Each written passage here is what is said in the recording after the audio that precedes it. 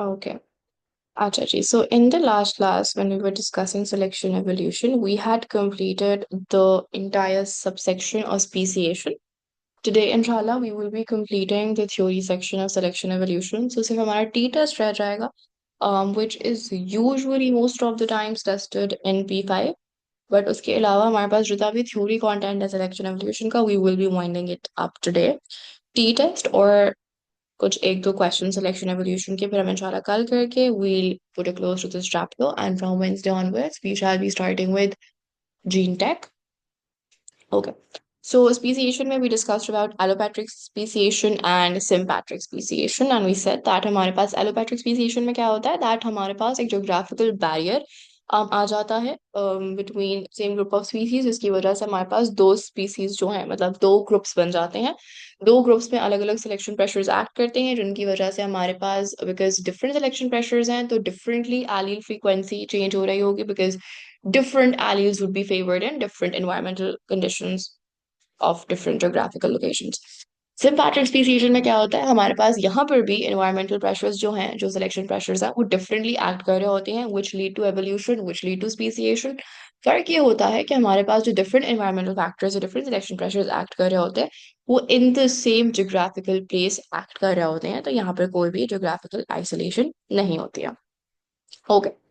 Today we have to do two things, and then inshallah we'll be done with the theory section of selection evolution, which are Hardy-Weinberg principle and identifying evolutionary relationships. So हम evolutionary relationships पहले discuss कर लेते हैं. Evolutionary relationships का क्या मतलब है? For example, अगर मैं speciation के aspect से बात करूं, तो अगर मैं इस डायग्राम को देखूं तो इसका मतलब ये है कि मेरे पास ये एक स्पीसी थी. सो ये मेरी एक ओरिजिनल स्पीसी थी, और इससे मेरे पास क्या कहते हैं, नई स्पीसी जो है वो प्रोड्यूस हो रही है. लेट्स से यहाँ पर एक ही हो रही है ग्रीन, लाइट ग्रीन कलर की. बट हमारे पास जो थ्योरी ऑफ एवोल्यूशन का कॉन्सेप्ट है, जो हम नेचुरल सिलेक्शन में पढ़ रहे होते हैं, जो डार्विन ने हमें दिया होता है, वो बेसिकली कॉन्सेप्ट ये कहता है कि किसी ओरिजिनल स्पीसी से, किसी एंसेस्ट्रल स्पीसी से नई स्पीसीज प्रोड्यूस होती हैं. तो हमारे पास अगर हमें एंसेस्ट्रल रिलेशनशिप्स देखने हैं, हमें एवोल्यूशनरी रिलेशनशिप्स देखने हैं, so what we do is we basically find similarities between the modern day species. यानी जो आज की दुनिया में हमारे पास स्पीसीज हैं, हम उनके क्या कहते हैं, जो भी क्या कहते हैं उनका मोलेक्युलर मेकअप है. जब हमने स्पीसीज के आइडिया को डिस्कस किया था सैटरडे की क्लास में, सो आई सेड कि हमारे पास स्पीसीज में क्या क्या चीजें सेम होती हैं. एक तो जो gold standard of defining species होता है वो यही होता है कि the ability to interbreed and to produce fertile offsprings जिन ऑर्गेनिजम्स के पास होती है, उन ऑर्गेनिजम्स को हम ग्रुप टुगेदर करते हैं एज वन स्पीशी. हाउएवर हमारे पास apart from this gold standard और भी कुछ सिमिलैरिटीज हमें नजर आ रही होती हैं एक स्पीसी के ऑर्गेनिजम्स में, जो कि होते हैं मॉर्फोलॉजिकल फीचर्स सेम होते हैं, यानी एनाटॉमिकली जो बॉडी का स्ट्रक्चर होता है वो सिमिलर नजर आ रहा होता है.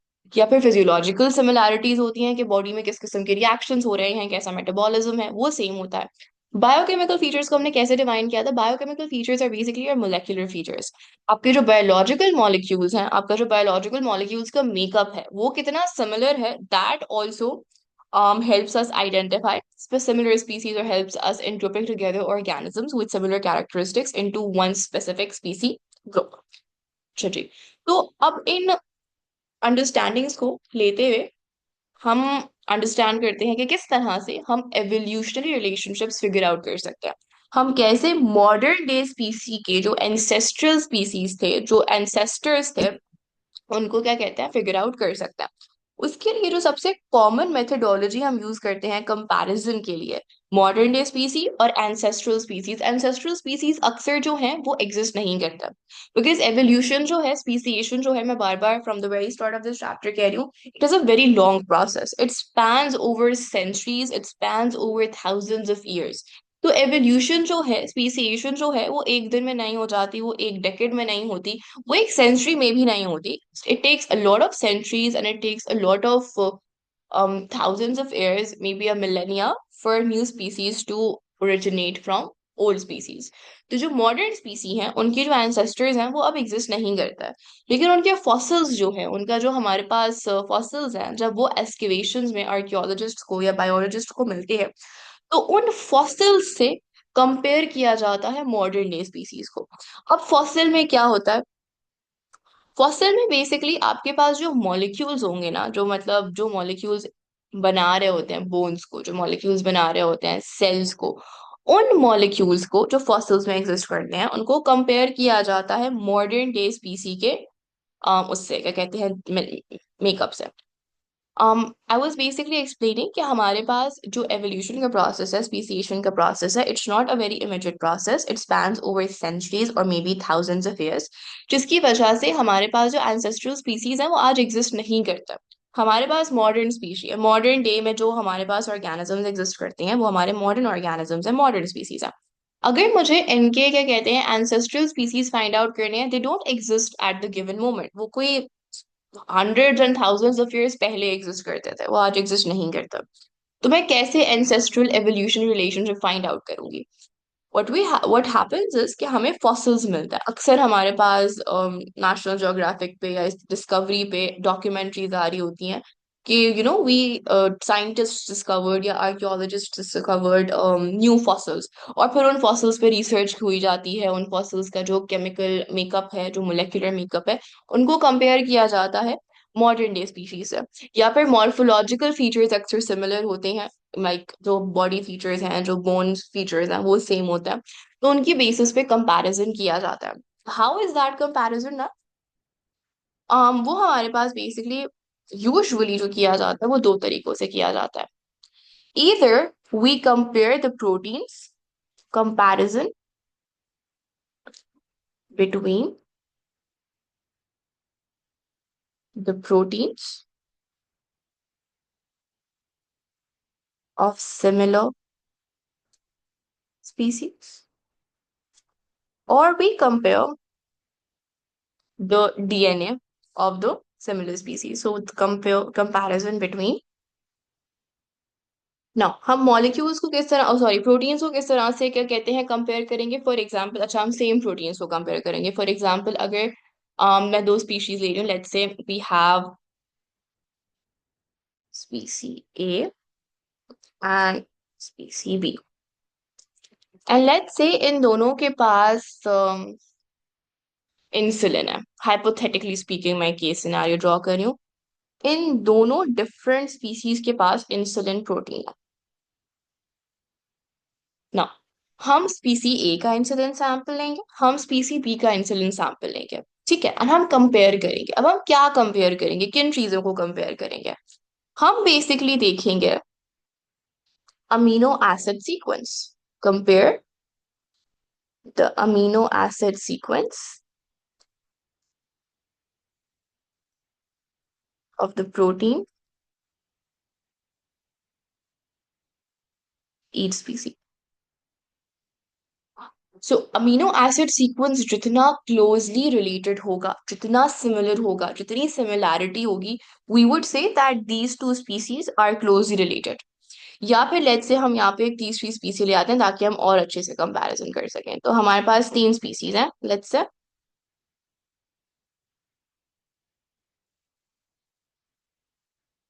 There is a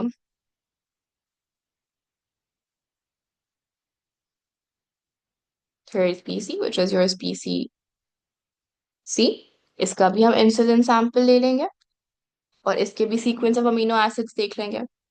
now let's say हमारे पास between species A and species B, only four amino acids are different.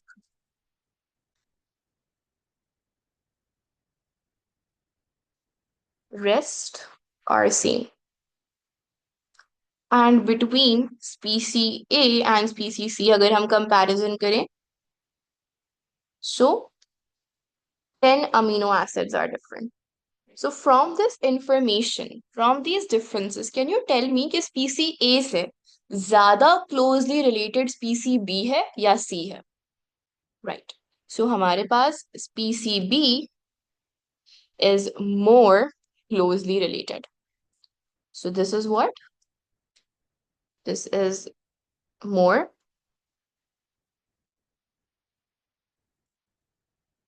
closely related to A. Okay, you don't understand. अच्छा, बेसिकली व्हाट वी डू सफा is that हम क्या करते हैं, अगर हमारे पास we want to compare two species, we want to see how similar they are, how similar is their molecular makeup, their chemical makeup. अगर उनका मोलेक्युलर मेकअप सिमिलर है, मैं सेम नहीं कह रही, जितना ज्यादा सिमिलर होगा उतना वो क्लोजली रिलेटेड होंगे, यानी कि they would have come from a common ancestor. उनकी जो एंसेस्ट्री होगी वो इतनी ज्यादा दूर नहीं होगी, they would be very closely related. तो उनमें थोड़े से अमीनो एसिड्स का फर्क होगा, ज्यादा अमीनो एसिड्स का फर्क नहीं होगा। अगर ज्यादा अमीनो एसिड्स का डिफरेंस आ रहा है between two species, then it means कि हमारे पास वो दो species are not very closely related, that is they did not share a very recent common ancestor. उनका रीसेंट कॉमन एंसेस्टर बहुत दूर होगा, तभी इतना ज्यादा डिफरेंस है उनके अमीनो एसिड सीक्वेंस में इन द सिमिलर प्रोटीन। और जितना कम डिफरेंस होगा in the amino acid sequence of the same protein, उतने क्लोजली रिलेटेड वो दो स्पीसीज होंगे और उतना रीसेंट उनका कॉमन एंसेस्टर होगा। Is this clear to all of you? Any questions about this? Okay, हम बिल्कुल सिमिलर चीज करते हैं, डीएनए से भी हम कंपेयर कर सकते हैं। डीएनए में क्या होता है, डीएनए में सीक्वेंस ऑफ न्यूक्लियोटाइड्स होता है। सो हम एक सिमिलर जीन का सीक्वेंस ऑफ न्यूक्लियोटाइड ले लेते हैं। फॉर एग्जाम्पल मेरे पास फिर से हम स्पीसी ए, स्पीसी बी, स्पीसी सी लिख लेते हैं। Let's copy this here. ठीक है, और इन तीनों के पास लेट्स से एक कॉमन जीन है, और उस जीन को हम नाम दे देते हैं जीन एक्स। ठीक है, इन सबके पास एक जीन एक्स है, लेट्स से। अब हम इन तीनों के जीन एक्स का सेक्शन एक्सट्रैक्ट कर लेंगे और इन सबके जीन एक्स का जो सीक्वेंस ऑफ न्यूक्लियोटाइड्स है उसको देख लेता। तो मैं एक डीएनए स्ट्रैंड ड्रॉ कर देती हूँ तीनों की जीन्स के लिए। Again this is a hypothetical situation. So let's say इसका था T, T A, T T C. तो जीन एक्स का जो हमारे पास सीक्वेंस था for gene X in species है वो कुछ इस तरह का था। अब अगर हम जीन एक्स इन स्पीसी बी देखें, सो लेट्स से इसका जो है कुछ इस तरह का है, जीन एक्स का सीक्वेंस ऑफ न्यूक्लियोटाइड्स। और अगर हम स्पीसी सी का देखें,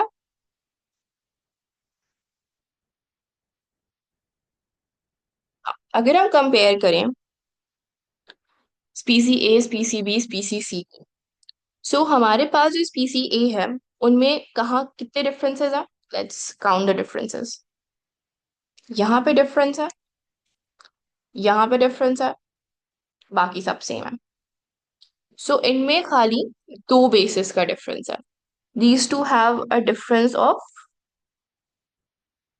टू न्यूक्लियोटाइड बेसिस।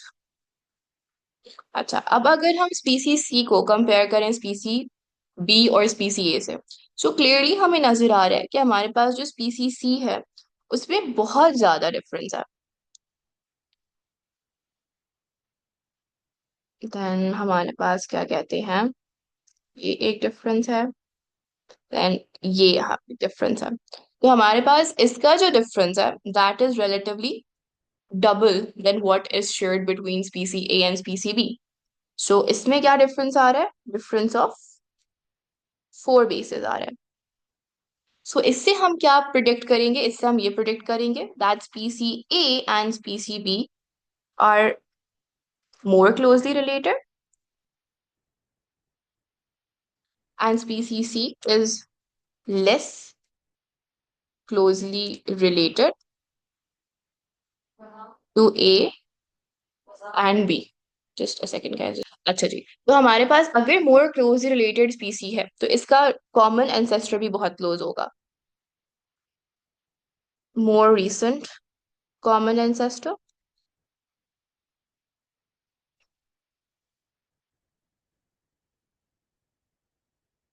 और हमारे पास इसका जो है common ancestor would be very distant.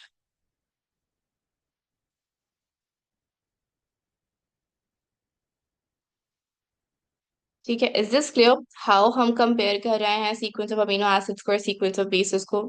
Not something very difficult I am assuming. अच्छा, ये यूजुअली कैसे आता है? ये फाइलोजेनेटिक डायग्राम्स की सूरत में आता है। So how does a phylogenetic diagram look like? अच्छा जी। ओके, सी। सो हमारे पास ए बी सी डी ई, ये जो ए बी सी डी ई है, ये हमारे पास ये मॉडर्न डे स्पीसीज है, प्रेजेंट डे स्पीसीज लिखा हुआ भी है। सो अभी हमारे पास करंट डे एंड टाइम में ये पांच स्पीसीज एग्जिस्ट करते हैं, A B C and D, A B C D and E. Now अगर हम इस फाइलोजेनेटिक डायग्राम को अंडरस्टैंड करें, इसकी इंटरप्रिटेशन अक्सर आ जाती है, इतना कॉमनली नहीं आती, but it can be tested. अच्छा, तो व्हाट हैपेंस इज कि हमारे पास क्या कहते हैं, अगर हम इधर देखें, so A and B they originated from a common species. ये जो येलो डॉट बना हुआ है, that was a common ancestor which was shared by A and B in very recent times. ठीक है, रीसेंट टाइम्स जब हम एवोल्यूशन के एस्पेक्ट से बात कर रहे होते हैं, तो वो रीसेंट टाइम्स भी हंड्रेड्स ऑफ इयर्स में ही होता है, बट कंपैरेटिवली बाकी डिस्टेंट एंसेस्टर से ये वाला जो एंसेस्टर है वो ज्यादा रीसेंट है। सो हमारे पास we would say that these two are closely related because they shared a common ancestor very recently. अगर मैं आपसे कहूं कि हमारे पास क्या कहते हैं A and D, A and D को अगर हम कंपेयर करें, तो ए एंड डी का जो कॉमन एंसेस्टर था ना, वो इस पॉइंट पर था। ए एंड डी का common ancestor was over here, जिसकी वजह से हमारे पास इतने ज्यादा closely related A and D नहीं है, बिकॉज उनका जो कॉमन एंसेस्टर है वो इतना ज्यादा रिसेंट नहीं है कंपैरेटिवली। और अगर हम क्या कहते हैं इन चारों को, A B C and D को कंपेयर करें ई से, तो ये तो सबसे डिफरेंट है इन चारों में से, सबसे क्या कहते हैं डिफरेंटली रिलेटेड है या लीस्ट कॉमनली रिलेटेड है। क्यों? क्योंकि इन चारों का जो ई के साथ कॉमन एंसेस्टर था, जो पॉइंट ऑफ ओरिजिनेशन था, वो बहुत डिस्टेंट पास्ट में है। तो this is basically a phylogenetic diagram which helps us understand कि कौन सी स्पीसीज क्लोजली रिलेटेड है। जो स्पीसीज एक कॉमन एंसेस्टर से ओरिजिनेट कर रही होती हैं इन मोस्ट रीसेंट टाइम्स, वो क्लोजली रिलेटेड होती हैं, और जिनके कॉमन एंसेस्टर्स थोड़े से दूर होते हैं इस ट्री डायग्राम में, इस फाइलोजेनेटिक डायग्राम में, वो फिर इतना क्लोजली रिलेटेड नहीं होती हैं। Is this clear? Any questions about the understanding of phylogenetic diagram? इसको फाइलोजेनेटिक ट्री डायग्राम भी बुलाता है। Okay, so all of this is written आसान जबान में over here. So identifying evolution relationships, हम molecular comparison करते हैं between species का। कौन से molecules को हम compare कर रहे होते हैं? हम proteins और DNA को आपस में compare कर रहे होते हैं। प्रोटीन्स का हम amino acid sequence of similar proteins in different species देख रहे होते हैं। डीएनए में हम nucleotide based sequence of similar genes in different species को एनालाइज कर रहे होते हैं, कंपेयर कर रहे होते हैं। ठीक है। इस हमें क्या पता चलता है? इस हमें ये पता चलता है that how closely related species are and how recent is their common ancestor. The greater the similarities between amino acid and nucleotide based sequences between organisms of different species, the more recent is their common ancestor and the more closely related the two species are. Actually, हमारे पास ये तो हो गया क्या कहते हैं molecular comparison between species. There is a subtopic which is not very frequently tested, but it is still taught, क्योंकि आ सकता है, इतना कॉमनली आया नहीं है उस पे सवाल, बट माइटोकॉन्ड्रियल डीएनए पे इंफॉर्मेशन आपके पास होना is expected as part of your syllabus. हमारे पास देखो दो एरियाज में यूकेरियोटिक डीएनए एग्जिस्ट करता है। एक माइटोकॉन्ड्रिया में एग्जिस्ट करता है, एक हमारे न्यूक्लियस के अंदर एग्जिस्ट करता है। माइटोकॉन्ड्रिया में सर्कुलर डीएनए होता है, न्यूक्लियस के अंदर लीनियर डीएनए होता है। ठीक है, डेफिनेटली किसी के दिमाग में शायद ये सवाल आ रहा होगा, क्लोरोप्लास्ट भी तो सर्कुलर डीएनए होता है। और क्लोरोप्लास्ट प्लास्ट खाली हमारे पास फोटोसिंथेटिक ऑर्गेनिजम्स या फिर प्लांट्स में होता है, किंगडम प्लांटी और फोटोसिंथेटिक ऑर्गेनिजम्स जो कि प्रोटोक्टिस्टा के किंगडम में फाइंड हम कर सकते हैं। उनके अलावा chloroplast isn't something which is commonly found in all eukaryotes, right? लेकिन सारे जो यूकेरियोट्स होंगे, from kingdom fungi to protoctista to plantae to animalia, all eukaryotes would have a mitochondria. Chloroplast हो या ना हो, माइटोकॉन्ड्रिया उनके पास होगा। पर हम यूजुअली अगर मैमल से कंपेयर कर रहे होते हैं तो मैमल्स के पास तो माइटोकॉन्ड्रिया डेफिनेटली होता है। अच्छा, अब हमारे पास we should know about mitochondrial DNA. सबसे पहले तो जो ये मैंने बड़ी बड़ी रेड में स्टेटमेंट लिखी है, ये अंडरस्टैंड करना बहुत जरूरी है, क्योंकि ये ना सिर्फ सिलेक्शन एवोल्यूशन के पॉइंट ऑफ व्यू से, बल्कि शायद इस पे इनहेरिटेंस की भी कोई पेडिग्री डायग्राम आ जाए। So I would like if you guys have a clear concept about this. हम माइटोकॉन्ड्रिया जो है ना, वो अपने फीमेल पेरेंट से इनहेरिट करता है। मेल पेरेंट का माइटोकॉन्ड्रिया हमारे पास नहीं आता। देखो, जो एक गमीट होता है ना, वो एक सेल होता है। बस वो जो गमीट होता है, उसमें क्या कहते हैं, half the number of chromosomes होता है, लेकिन इसेंशियली स्पर्म हो गया, एग हो गया, ये सेल्स होता है। इन सेल्स का अपना साइटोप्लाज्म होता है, इन सेल्स के अपने ऑर्गेन्यूल्स होता है। ठीक है। हाउएवर हमारे पास जितने भी ऑर्गेनिजम्स हैं, वो अपना माइटोकॉन्ड्रिया स्पर्म से नहीं लेते, वो अपना माइटोकॉन्ड्रिया फादर से नहीं लेते, मेल पेरेंट से नहीं लेते, बल्कि they take the mitochondria from the mother, from the female parent. उसकी वजह ये है कि शायद you guys would have studied this in O levels का रिप्रोडक्शन वाला टॉपिक, कि हमारे पास जो स्पर्म है उसका जो खाली हेड है, वो पेनिट्रेट करता है ओवम में, और वो पेनिट्रेट करके खाली अपना न्यूक्लियस रिलीज करता है, और वो कुछ भी नहीं रिलीज करता। तो ओवम में आपका स्पर्म का खाली न्यूक्लियस आता है, और n+n=2n होके जाइगोट बन जाता है। तो जाइगोट के पास स्पर्म से या फादर से सिर्फ न्यूक्लियस आ रहा होता है, सिर्फ क्रोमोसोमल मटेरियल आ रहा होता है। ऑर्गेनेल्स जितने भी हमारे होते हैं ना, वो एग सेल के होते हैं, वो ओवम के ही होता है। So the sperm, the male gamete, only contributes its nuclear information during the process of fertilization. बाकी हमारे जितने भी organelles हैं, we inherit that from our mother. So mother अपना माइटोकॉन्ड्रिया पास डाउन करती है बच्चों में, फादर अपना माइटोकॉन्ड्रिया पास डाउन नहीं करते। ठीक है, क्लियर है? Any questions? सो इस पे पेडिग्री कुछ इस तरह से आ सकती है कि कोई माइटोकॉन्ड्रिया रिलेटेड इशू हो जाए, और वो माइटोकॉन्ड्रिया रिलेटेड इशू को वो एक पेडिग्री में दिखा देंगे, एंड उससे आपको ये इंफॉर्मेशन आप अखज करोगे कि जो मदर है, सिर्फ मदर वो माइटोकॉन्ड्रियल डिजीज पास डाउन करेगी, फादर से पास डाउन नहीं होता वो। अच्छा जी, फीचर्स ऑफ माइटोकॉन्ड्रियल डीएनए ये हमें पता होने चाहिए। कुछ आप लोग को ऑलरेडी पता है। Mitochondrial DNA, as I just mentioned, it is circular in nature. It is double stranded. DNA linear हो, DNA circular हो, double stranded ही होगा हमेशा। Mitochondrial DNA can not undergo crossing over and independent assortment. क्यों? क्योंकि हमारे पास mitochondrial DNA is like a circle. ठीक है, और उसमें क्या कहते हैं, कोई होमोलोगस क्रोमोसोम्स नहीं है, उन होमोलोगस क्रोमोसोम्स को आपस में पेयर अप नहीं करना, उनकी कोई क्रॉसिंग ओवर नहीं होनी, उनका कोई बाइवलेंट नहीं बनना। तो माइटोकॉन्ड्रियल डीएनए में कोई क्रॉसिंग ओवर नहीं हो रही होती, कोई इंडिपेंडेंट असॉर्टमेंट नहीं हो रही होती, वो हमारे पास जो न्यूक्लियर क्रोमोसोम्स है ना, खाली उनमें हो रहा होता है। So no crossing over, no independent assortment takes place in the mitochondrial DNA.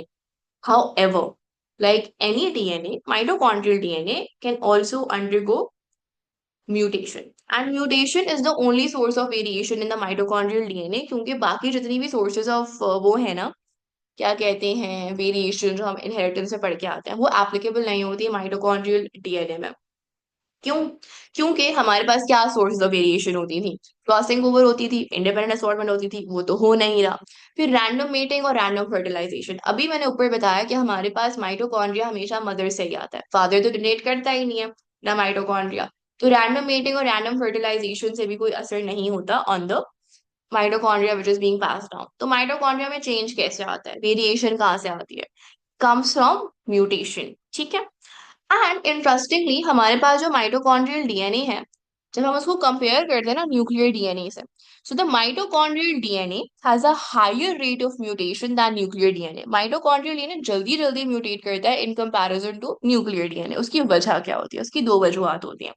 एक तो माइटोकॉन्ड्रियल डीएनए क्योंकि सर्कुलर इन नेचर है, it is not wrapped around histone proteins, एक तो वो उसके पास प्रोटेक्टिव मैकेनिज्म ऑफ हिस्टोन्स नहीं होता, और दूसरा ये कि आप लोगों ने केमिस्ट्री में फ्री रेडिकल्स पढ़े होंगे। फ्री रेडिकल्स क्या होते हैं? एक्सट्रीमली रिएक्टिव स्पीसीज होता है। ठीक है।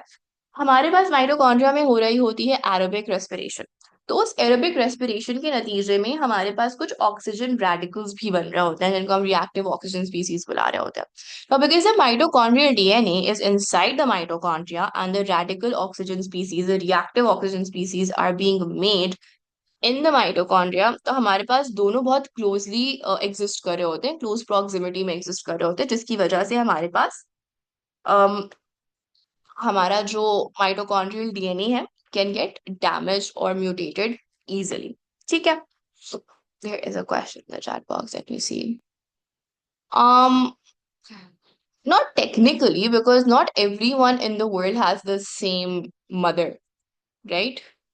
हम इससे बिल्कुल अपनी मैटरनल एंसेस्ट्री ट्रेस बैक कर सकते हैं. अभी माइटोकॉन्ड्रियल डीएनए की सिग्निफिकेंस में मैं यही बताऊंगी कि माइटोकॉन्ड्रियल डीएनए से हम अपनी मैटरनल एंसेस्ट्री ट्रेस बैक कर सकते हैं. और बायोलॉजिस्ट ने ये ट्रेस बैक करते करते करते फर्स्ट जो ह्यूमन फीमेल थी उसका, वो कितने साल पहले एग्जिस्ट करती होगी दुनिया में, उसका एक रफ एस्टिमेट बताया है कि जो फर्स्ट फीमेल थी जिसको माइटोकॉन्ड्रियल ईव बुलाते हैं, Eve as in the biblical version of Hazrat हव्वा.